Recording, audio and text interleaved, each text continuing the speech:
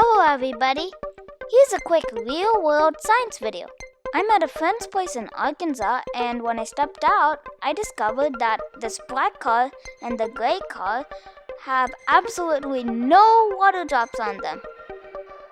But the white car over here is completely covered with water drops.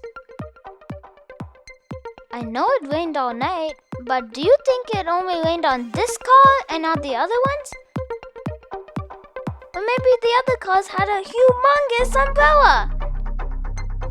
No, all three cars were parked outside, and it did rain over all of them. Let's take a closer look.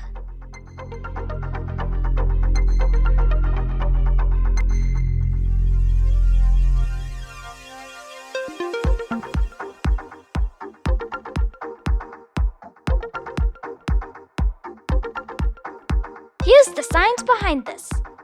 The color white reflects heat, so the surface of the car stays cool longer and evaporation takes a little more time. On the other hand, the color black absorbs heat, so the surface of the car heats up rather quickly, and that speeds up evaporation. Boy, it's hot! That explains why the black and gray cars are already dry, but the white one is still wet. Alright, I got some cool footage of a hummingbird in the end.